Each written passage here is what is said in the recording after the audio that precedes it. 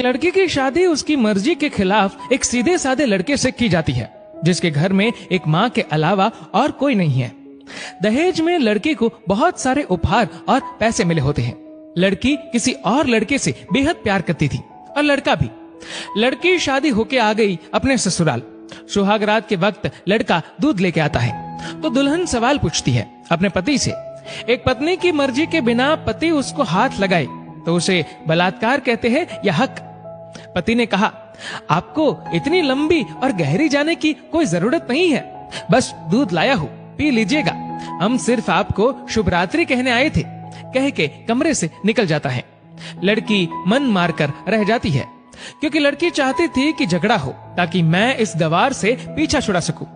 है तो दुल्हन मगर घर का कोई भी काम नहीं करती, बस दिन भर ऑनलाइन रहती और न जाने किस किस से बातें करती।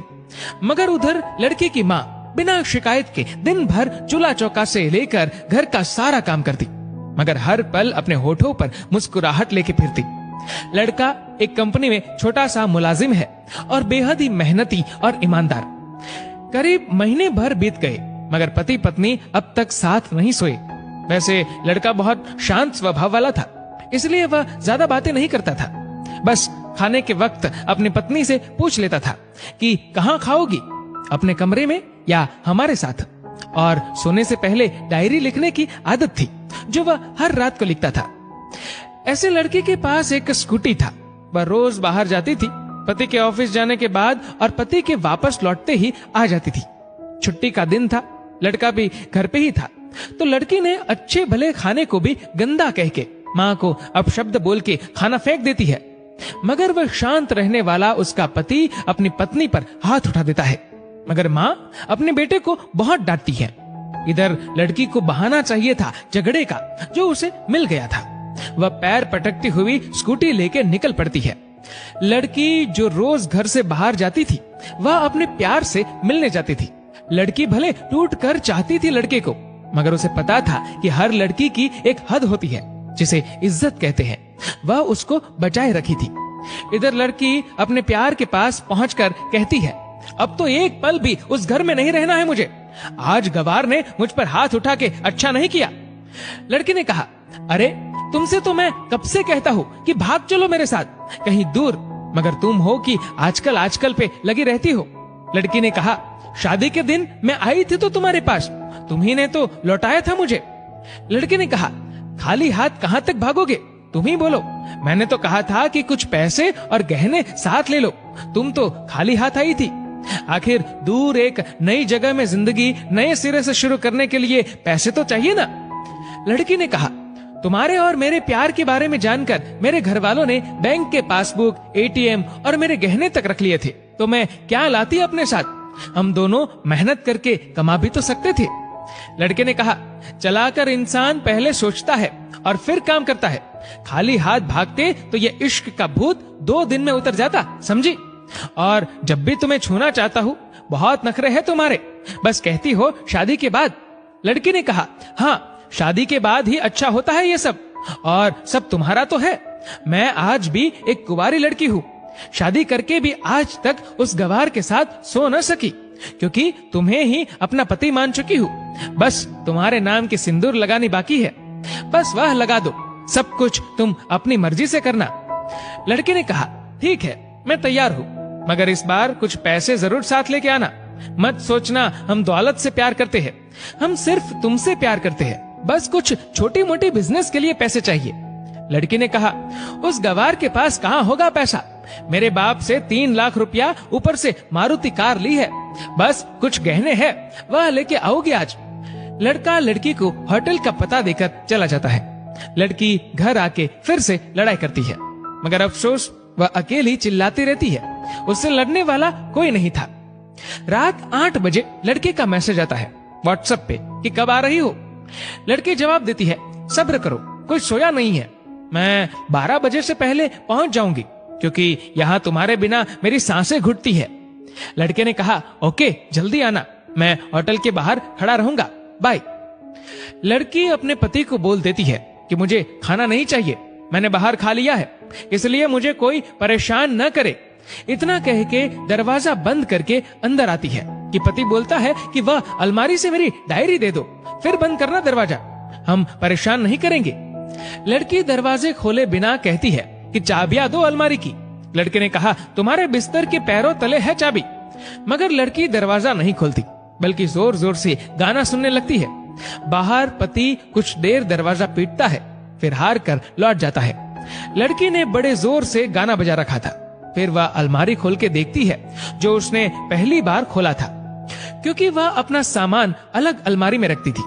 अलमारी खोलते ही हैरान रह जाती है। अलमारी में उसके अपने पासबुक, एटीएम कार्ड थे जो उसके घर वालों ने छीन के रखे थे। खोल के चेक किया तो उसमें वह पैसे भी ऐड थे जो दहेज में लड़के को मिले थे, और बहुत सारे गहने भी जो एक पेपर के साथ थे, और उसकी मिल्कियत लड़की के नाम थी। लड़की बेहद हैरान और परेशान थी। फिर उसकी नजर डायरी में पड़ती है और वह जल्दी से वह डायरी निकाल के पढ़ने लगती है। लिखा था, तुम्हारे पापा ने एक दिन मेरी माँ की जान बचाई थी अपना खून देकर। मैं अपनी माँ से बेहद प्यार करता हूँ, इसलिए मैंने झुककर आपके पापा को प्रणाम करके कहा कि आपका यह अनमोल एहसान कभी नहीं भूलूंगा। कुछ दिन बाद आपके पापा हमारे घर आए, हमारे तुम्हारे रिश्ते की बात लेकर, लेकिन उन्होंने आपकी हर बात बताई हमें कि आप एक लड़के से बेहद प्यार करती हो। आपके पापा आपकी खुशी चाहते थे, इसलिए वह पहले लड़के को जानना चाहते थे। आखिर आप अपने पापा की प्रिंसेस जो थी, और हर बाप अपने प्रिंसेस के लिए एक अच्छा ईमानदार प्रिंस चाहता है। आपके पापा ने खोज करके पता लगाया कि वह लड़का बहुत सी लड़की को धोखा दे चुका है और पहले शादी भी हो चुकी है, पर आपको बता न सके, क्योंकि उन्हें पता था कि ये जो इश्क का नशा है वह हमेशा अपनों को गैर और गैर को अपना समझता है।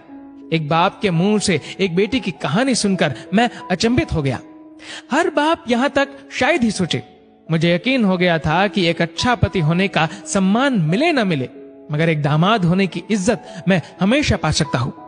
मुझे दहेज में मिले सारे पैसे मैंने तुम्हारे अकाउंट में जमा कर दिए हैं, और तुम्हारे घर से मिली गाड़ी आज भी तुम्हारे घर पे है, जो मैंने इसलिए भेजी ताकि जब तुम्हें मुझसे प्यार हो जाए तो साथ चलेंगे कहीं दूर घूमने।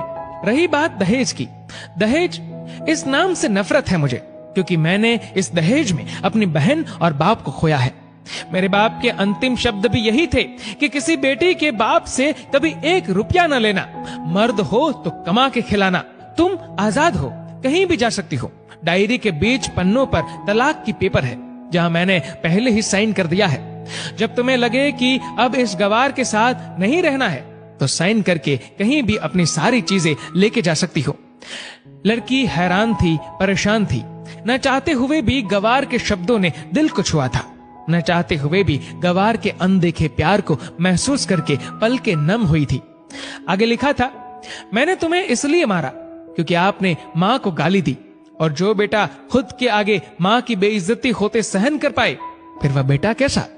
कल आपके भी बच्चे होंगे, चाहे किसी के साथ भी हो, तब महसूस होगी माँ की महानता और प्यार। आपको दुल्हन बना के हम सफर बनाने लाया हूँ, जबरदस्ती करने नहीं। जब प्यार हो जाए तो भरपूर वसूल कर लूंगा आपसे। आपके हर गुस्ताखी का बदला हम शिद्दत से लेंगे। हम आपसे, अगर आप मेरी हुई तो बेपनाह मोहब्बत करके, किसी और की हुई तो आपके हक में दुआएं मांग के। लड़की का फोन बज रहा था, जो वाइब्रेशन मोड पे था। लड़की अब दुल्हन बन चुकी थी। पलकों से आंसू गिर रहे थे। सिसकते हुए मोबाइल से पहले सिम निकाल के तोड़ा, फिर सारा सामान जैसा था वैसे रख के न जाने कब सो गई, पता नहीं चला। सुबह देर से जागी, तब तक गवार ऑफिस जा चुका था। पहले नहा धोकर साड़ी पहनी, लंबी सी सिंदूर डाली अपनी मांग में, फिर मंगलसूत्र, जबकि पहले एक टिक्की जैसी साइड पे सिंदूर लगाती थी ताकि कोई लड़का ध्यान न दे। मगर आज 10 किलोमीटर से भी दिखाई दे ऐसी लंबी और गाढ़ी सिंदूर लगाई थी दुल्हन ने। फिर किचन में जाके सासू माँ को जबरदस्ती कमरे में लेके तैयार होने को कहती है, और अपने गवार पति के लिए थोड़े नमकीन, थोड़े हलवे और चाय बना के अपनी स्कूटी में सासू माँ को जबरदस्ती बिठाकर, जबकि कुछ पता ही नहीं है उनको कि बहू आज मुझे कहाँ ले जा रही है, बस बैठ जाती है। फिर रास्ते में सासू माँ को पति के ऑफिस का पता पूछकर ऑफिस पहुंच जाती है। पति हैरान रह जाता है पत्नी को इस हालत में देखकर। पति ने कहा, सब ठीक तो है ना माँ? मगर माँ बोलती, इससे पहले पत्नी गले लगाकर कहती है कि अब सब ठीक है, I love you for ever. Office के लोग सब खड़े हो जाते हैं तो दुल्हन कहती है कि मैं इनकी धर्म पत्नी हूँ, बनवास गई थी, सुबह लौटी हूँ, अब 1 महीने तक मेरे पतिदेव ऑफिस में दिखाई नहीं देंगे। ऑफिस के लोगों ने कहा क्यों?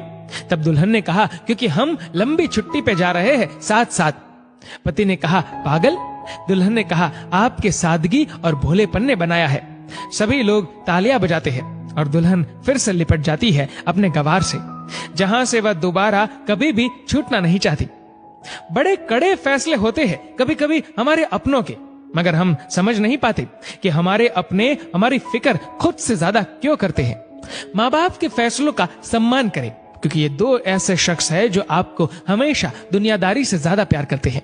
दोस्तों, इस वीडियो को लेकर आपकी क्या राय है? नीचे कमेंट करके जरूर